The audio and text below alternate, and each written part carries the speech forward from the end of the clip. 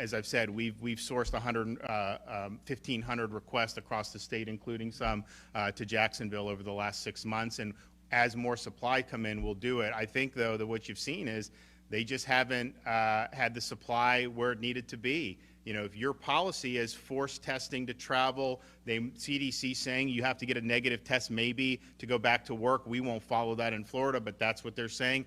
A lot of those tests are not a good use of testing. Testing really needs to be focused on the people that have clinical symptoms. So you have people that are symptomatic, and they may not have as good access because you have so many other tests being used in ways which really aren't a good use of resources. And if you're going to do that later, that policy that they've been following, well, at least make sure that there's enough tests to going around, and there obviously isn't. So as soon as we figured out the feds weren't going to follow through on this, we've been working. We definitely are going to be sending some at home. The question is how many? There's obviously a lot of folks, I think, coming to the realization that the federal government's not going to come through like they promised on that. And I know that they said they're going to do a deal for some factory where they'll have test strips in 2024. That's not cutting it. I have a question for the State Attorney General and you as well, Governor DeSantis. Okay. So I heard you just talking about, and even yesterday during the press conference, about how much people are getting tested who are asymptomatic. So I just want to help you, give you guys a chance to clarify this for people, because some people are confused about what we said. So we know COVID-19 is asymptomatic, and it can be transmitted even if you don't have any symptoms. So I think the question for people is, how can you justify having us test less or not test if we have symptoms? You know, how can we justify who's getting tested, who's prioritized, if let's say I'm taking a test just to protect my neighbor, even if I don't have symptoms? Go ahead. Yeah. Great. A very clear question. Thank you for that. So, first, we're not saying that people can't go and test themselves. In fact, what we're saying is the very opposite of what the federal government has been saying. So we're saying that it's time to move to a place where people can make voluntary, sensible decisions and be in a sustainable situation and be in a sustainable cycle with COVID and other respiratory viruses out there. So that's what we're saying. We're trying to move back to normal, because what's happened, unfortunately, is that the federal government and the leadership and the federal level in public health has been very successful in normalizing a new vision of health and wellness and living in the United States. And what that looks like is people, unfortunately, having their faces half covered, when there's not even good evidence that it's making any benefit, any difference whatsoever. It's been testing people that have no symptoms, are not sick, and calling them cases, people, and making them into people who are sick when they have no symptoms. And it's been just introducing just the most perverse beliefs and sort of norms. So this idea that, you know, to walk into a restaurant, you have to sort of produce your papers or pull out your iPhone and show your vaccination card, or your kid has to do the same thing. You know, there are people in this country that want the country perhaps to look like that and think that's a better way to live. But I think most of the people in this country don't want a country that looks like that. Okay, that's a country that is, you've got freedom on one side and sort of constraints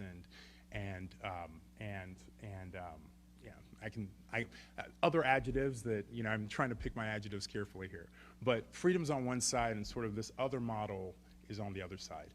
And it's time to say bye-bye to that other model, and let's go back to people making sort of voluntary decisions, living their lives, pursuing what they want, and not sort of defining everything that they do around whether or not a test is positive or something else like that. So that's what it's about. It's how things used to be, and that's where we're going back to. So, so what that means, again, is that we're not telling people that, you can't get tested. We're not restricting access. But we are saying that we don't think it's sensible that people who are unlikely to benefit, unlikely to have any change in their clinical outcome, to sort of be in line waiting to get tested. That doesn't make a lot of sense to me. It doesn't make a lot of sense to me as a physician. It doesn't make a lot of sense to me as a clinical researcher. It makes no sense. So the guidelines that we're going to be putting out are guidelines that will identify populations for whom testing is more likely to change outcomes, right? If you do a test and it doesn't improve anything, what was the point of the test, right? And we don't always know, which is why we talk about risk factors. So the guidance that we're going to be putting out will be we'll be providing guidance about testing based on risk factors, based on risk level, because that's the primary item that determines whether or not a test is actually likely to make a difference.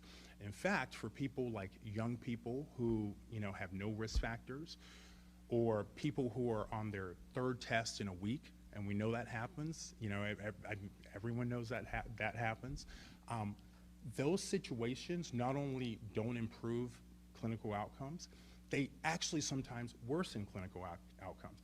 And in fact, unfortunately, the federal leadership made it such that those situations made outcomes much worse. A great example for that are all the healthy kids who tested positive or had an exposure to someone who had COVID-19 and ended up staying away from school for a week, for 10 days, for 2 weeks.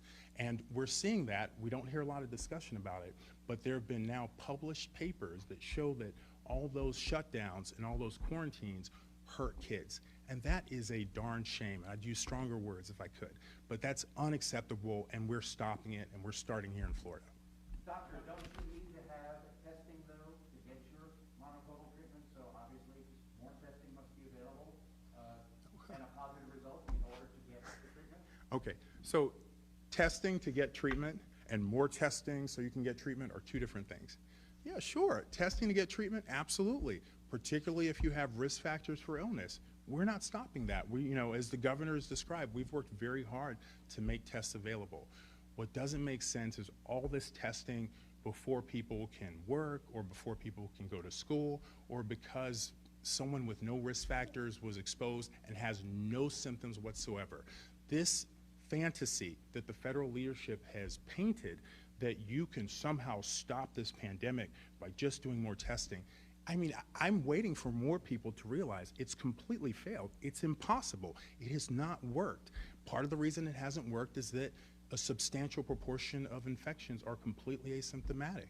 That's part of the reason. The other part of the reason is that not everyone prioritizes or is as scared or worried about COVID as everyone else. You can't force everyone to get tested.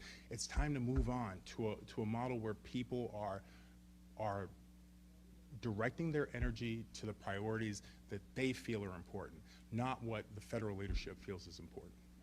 What I would just say, though, so the people that benefit from this treatment are the ones that, if they develop symptoms, get a quick test and then go in and get your treatment. That's like the perfect reason why you would want to be tested. And that's one of the reasons why, with the federal government not coming through with these at home, we want to prioritize our elderly population. Nursing homes want them, ALFs, senior communities. We'll also probably provide some of the local emergency management or counties or whatnot if they want to be able to do. But that is a very good example. What is a bad example is when you attach testing requirements to things like getting on an airplane. You think about how that affects the economy and affects people's willingness to travel. There's a lot of people who are going to have second thoughts about, gee, if I go and do a trip and then I end up getting a positive test and I'm totally healthy, but I have a positive test, I have to wait in a foreign destination for 14 days? Forcing healthy people to test to go back to work does not make sense. And so for clinical reasons, that's the whole purpose of it, and that's where we want the testing to go. I mean, as Joe said, you do have people when the kind of the hysteria gets going, you'll have certain people that will go out and will just get tested all the time at some of these sites, and that's not a good use of resources. And so he's going to put out guidance that talks about some of the examples where it makes sense, where it doesn't. But I do think he's 100% right. The idea that if you just had a lot of testing, that you could somehow stop the spread or these waves, that has just not happened. I mean, you've seen everywhere the passports, all the stuff that have been tried over the last 6 months. Right now, you look around the country, they are totally crashing and burning. And not only did it not work, it caused a lot of damage. It promoted divisions in our society when you're trying to create effectively second-class citizens based on whether you got a shot or not. We've never done that before in the United States, and I think it's been used in ways that we're going to definitely regret for a lot of times. But it wouldn't be worth doing that even if you could show modest benefit, but you see no benefit. It's been a total failure. So part of the problem with what we see with how this whole thing's gone is, when there are things that fail, there's just a certain segment that just will never admit that and will never move forward on a better foot. And so you're kind of dragged down in some of these parts of the country with some of these legacy policies. But as Joe said, that's one model, a biomedical security state.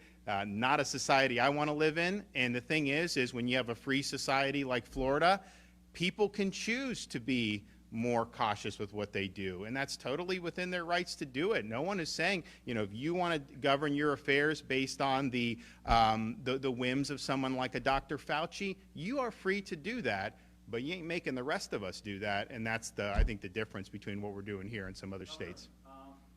70% of the supply of monoclonal antibody treatment were given to 7 states. The 7 states were mostly red states. It was Alabama, Texas, Florida. Yeah, well, why is that, though? Why is that? I understand that the Biden administration was trying to even out the ground for the other states. Since these red states, 7 red states, including Florida. Well, why was that the case? So the question is, last summer there were a handful of states, and he's terming them red states. I don't know why that would matter. Who had the Delta wave was a southern wave. It hit the South in a seasonal pattern, just like 2020 was a seasonal pattern. Now you're seeing a seasonal wave in the Northeast. And as much as people like you would like to say this is based on your political affiliation, that's not how viral curves work. So we were using more of it because we had more prevalence, but I'd say just as significantly, we actually embraced the treatment. I was attacked when we rolled out this monoclonal site. By press outlets, by the left. They were attacking me for doing it. They acted like it was like voodoo, that this wasn't something that was, and then what you saw is people were getting the treatment, they'd tell their friends, their neighbors, all of a sudden people were going out, and this was a big thing in Florida because people saw the results of it. So that is why we were using more. Now you're in a situation where you have massive prevalence in places like DC and New York and all those other places. They are getting more. But, they haven't embraced it the way that we do. But here's what my question would be. Why are we even in a situation where we are concerned about who gets what? We've had these available for over a year. Why aren't there enough? If the federal government has taken control of this, why didn't they ensure that there would be plentiful supply of this to be able to keep people from being hospitalized because of COVID? Why were they asleep at the switch on that? Why not do it? And why, especially after you saw the positive effect it had in dealing with Delta in the southern states, why wouldn't you have done it? And look, they're under no obligation in some respects to purchase this on their own. But when they don't let us do it, when they have these exclusive agreements, then that's a huge problem. So let us buy some. We will buy some. We bought as much sotrovimab as we could. That's now off the table. So let's just be real here. The fact that we're even talking about over a year, this stuff came out in December of 2020 under EUA. Sotrovimab came out in the spring of 2021 under EUA. There's plentiful time for them to have gotten this in gear. And I think the fact that they haven't is part of it. They don't believe in the treatment. They said, remember, Fauci said if 50% get vaxxed, there'll be no more waves. Well, we have way more than that across the country, and you have some of the biggest waves you've seen yet. So that was wrong, but they're not willing to pivot to the treatments, and I just think that that's unfortunate. But why you would try to play politics with it? The people that are coming to get treatments, like you say red state or not, how do you know? I mean, is that person either way? I mean, that's just not the way to think about it.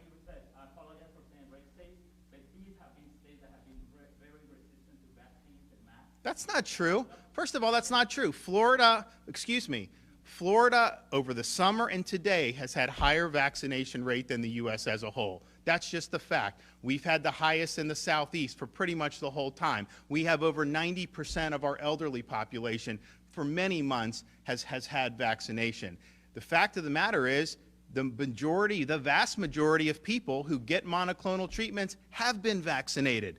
I know that doesn't fit the narrative. Go down and look at the Miami-Dade site. They actually put it out every day. How many people got treatments, how many were vaxxed versus not vaxxed, and it's always 2, 3, 4 to 1 vaxxed to unvaxxed. So that's just the reality. And so to use the vaccine as a reason to deny treatment or our policies regarding, and let's be honest, you know, they wanted mandatory vaccinations. That's what they were pushing for. Passports to where you can't go into a restaurant. I mean, a 5-year-old kid can't go someplace because he hasn't done this.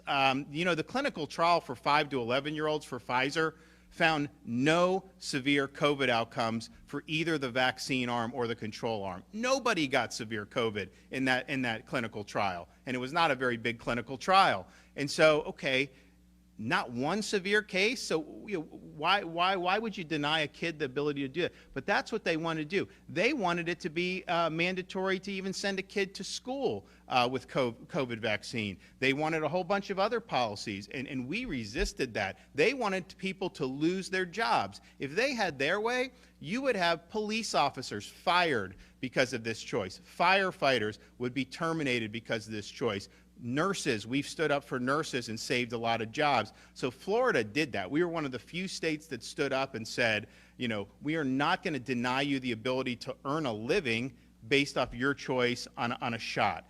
And that is much different than I think what you've seen from the federal leadership. But here we are looking at it now. You know, clearly those heavy-handed policies have not worked, because if they did work, they would not be dealing with any significant COVID right now. And so we just have to understand that, and what great cost have they imposed on our social fabric, on our economy, on people's conception of their individual rights. I mean, it has been a disaster. But even putting that aside, the fact that we approached it different from a mandate perspective is not a basis to deny treatment to Floridians who may need it. So Joe's going to keep fighting, I'm going to keep fighting, we're all going to keep fighting. We have the infrastructure in place.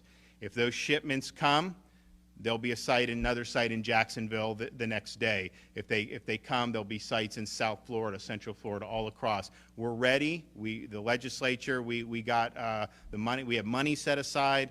We're ready. But we can't do it. We can't give people treatments if the federal government's withholding the treatments. So send us the treatments and let's get it done. Okay, we got to run. Come on, buddy. Come on, buddy. Which way? Oh, okay. He's getting hungry. You getting hungry, buddy?